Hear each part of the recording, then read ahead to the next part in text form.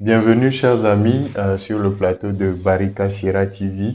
Nous sommes ici à Toiture Rouge, Koto, et plus précisément dans la ville de Douala, dans l'Afrique centrale, au Cameroun. Et nous sommes avec un jeune entrepreneur talentueux, un peintre, artiste. Et il va se présenter à nous. Bonjour. Bonjour monsieur. Comment vous allez? Très bien. Ok. Merci de recevoir Barika Sierra dans votre atelier ici. Vous pouvez vous présenter à nos auditeurs. Oui, moi c'est Tchofo Kete Jourdan, originaire de l'Ouest Cameroun, plus précisément dans les Bamboutos. Bon, ma carrière, et je suis peintre de formation.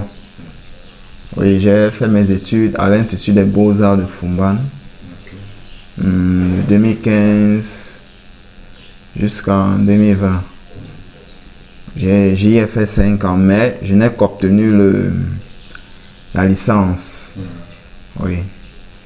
Mais qu'est-ce qui t'a amené à aller faire des études là-bas à Fumban? Est-ce que, bon, c'est juste, bon, pour trouver quelque chose à faire ou c'était depuis l'enfance, ta passion, je sais pas. Bon, ma passion c'est depuis l'enfance, je peux dire. À l'école, au secondaire, j'avais l'habitude toujours de dessiner dans le cahier.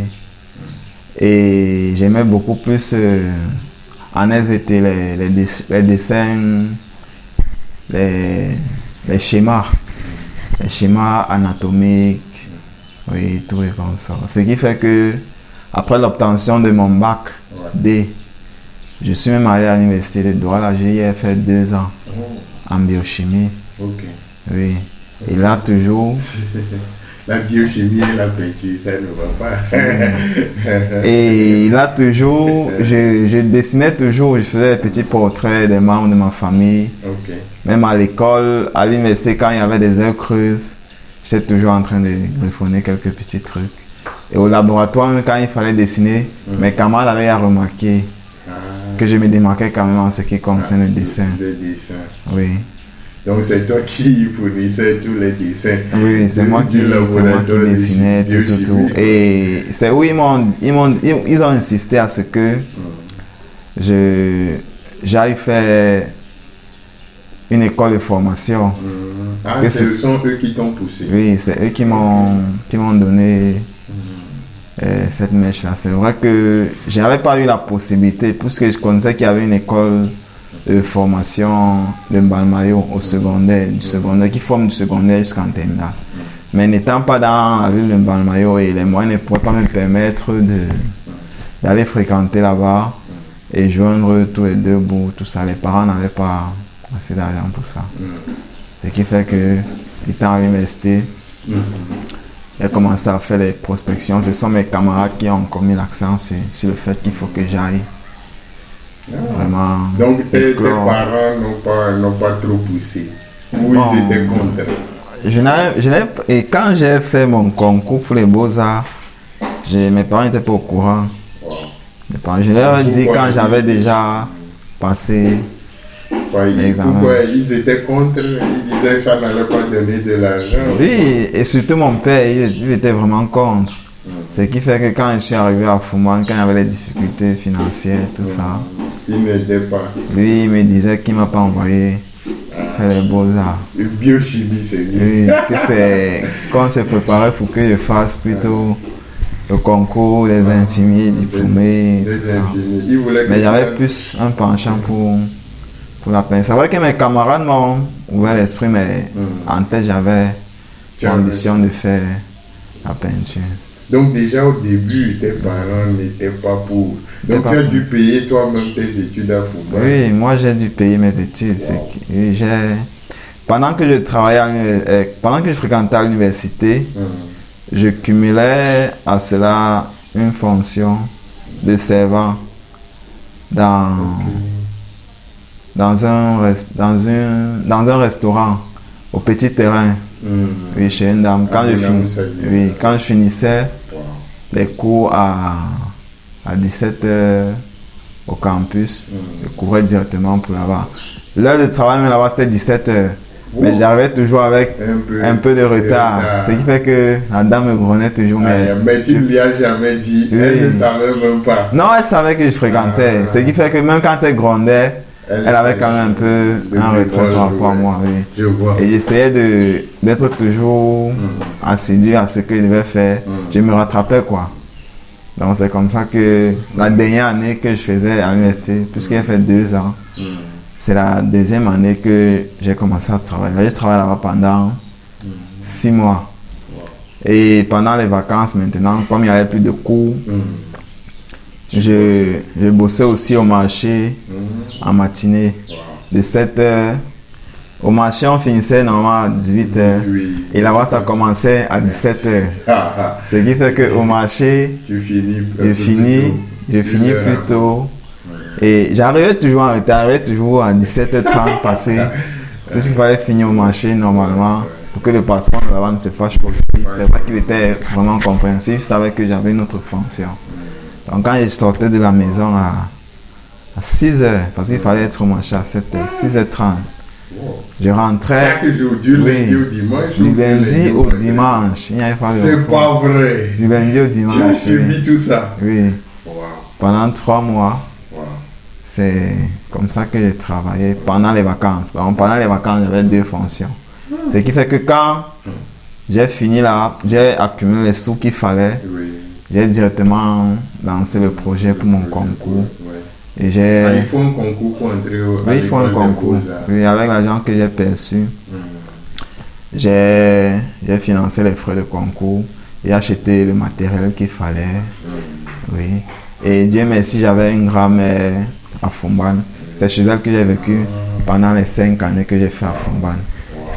N'ayant pas la possibilité de dire que je vais prendre le loyer. C'est ça, le loyer, c'est impossible. Oui. Comment tu vas survivre dans tout ça? C'est comme ça. Non, mais ton histoire, Jordan, est vraiment très intéressante pour tous nos auditeurs qui nous écoutent. Vraiment, ça dit, imagine que les vacances sont faites pour se reposer et toi, du lundi au dimanche, tu accumules de l'argent pour pouvoir payer tes études. C'est vraiment, ça me touche. Oui, parce que je savais qu'il y avait un quota de sous qu'il fallait. Il me fallait au moins 200 000. Oui, il fallait faire comme ça pour joindre les deux bouts. Puisque chez l'un, je gagnais 40 000 et chez l'autre, c'était 45 000. Au marché, c'était 45 000. Oui. Et à la Bresse, c'était 40 000. Imagine. Oui. À la Bresse, on était censé finir à 23h, mais il y avait toujours les prolongements. Ce qui fait qu'il arrivait parfois à la maison à 1h. Il faut être. Imagine, il faut se réveiller à 6h. Il faut se réveiller à 6h. Alors tu étais debout toute la journée. Parfois, je somnolais au marché. C'est ça, c'est ce que comment tu vas survivre dans tout ça? J'ai vraiment. Mais tu ne tombes pas malade ou tu n'es pas. Non, je trouvais quand même le moyen de faire sport, ça qui me ravivait. Et je savais quand même que c'était objectif. Je savais que j'avais mes objectifs dans la tête. C'était pour un temps, c'était pour 3 mois.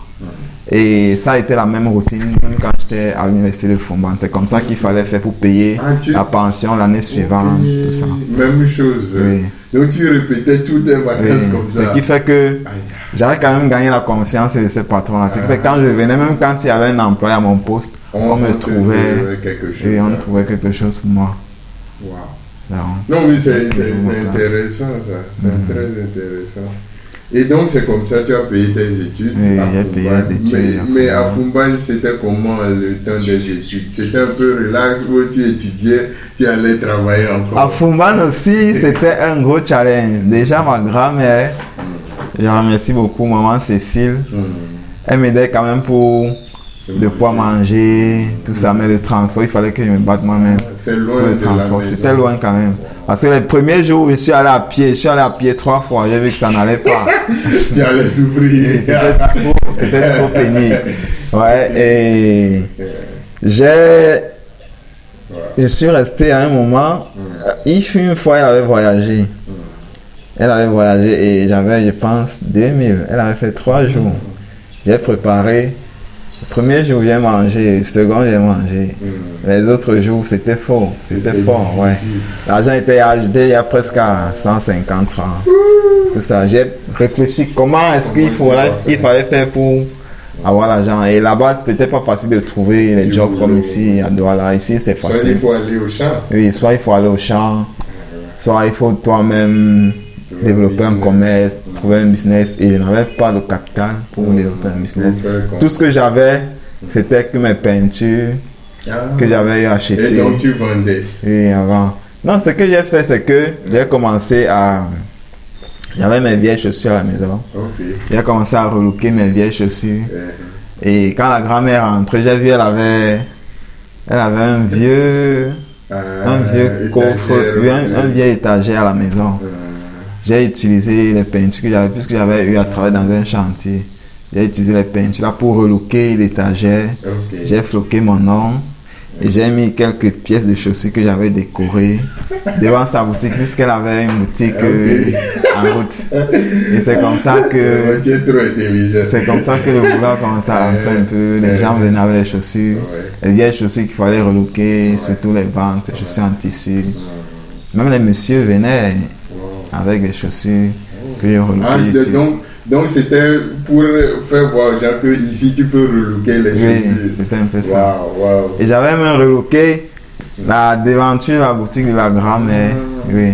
Et c'était beau, tout le monde voulait venir. Oui, tout le monde, c'était beau. Et ma petite caisse, elle était devant. Je travaille, quand il y avait les commandes, je travaillais maintenant, puisqu'elle avait un espace derrière. Je peignais les chaussures derrière.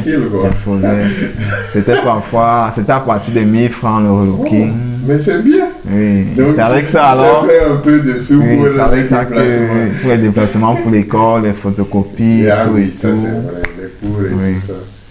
C'est pas facile. Ça a vraiment été un sacrifice aussi parce que quand tu es censé faire ce genre d'activité pour suivre à tes petits besoins, tu dois vraiment être rigoureux dans les dépenses. Ça, c'est vrai. C'est qui fait que tu apprends que tu es sérieux. Quand il y a sérieux, tu comptes même les choses que tu dois acheter. Donc, quand il y a l'eau de 500 et celui de 525, tu préfères prendre celui de 500. Tu achètes ce qui est nécessaire pour toi. Voilà.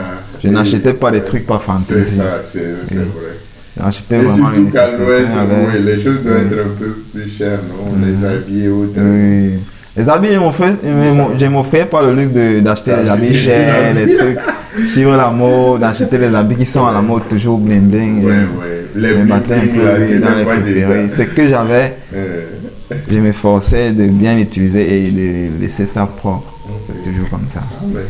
Et c'est la routine que c'est la deuxième année à Fouman que j'ai eu l'idée de faire cette activité-là. Puisque j'avais eu à voir un aîné le faire. Mais lui, il faisait à la maison. Et puis, puisque la grand-mère avait une boutique devant, en route, j'ai exposé ma table là-bas. Et à partir de là, j'avais aussi d'autres marchés, comme par exemple le relooking, les boutiques, les salons. Tu avais de petits jobs ici et là. Certaines personnes venaient me proposer plus que le relooking, tout ça. C'est vraiment très intéressant de t'écouter. Oui, ça dit que tu as dû trouver une solution. Oui, sinon tu n'allais pas t'en sortir. Oui, parce que je savais que si je demandais de l'aide à mes parents, non, ils ne devaient pas donner même parce qu'ils n'ont pas. Et mon père surtout, lui ne voulait pas entendre parler de ça. C'est seulement parce que lui, il avait en tête que tu deviens infirmier. Oui, c'est ça.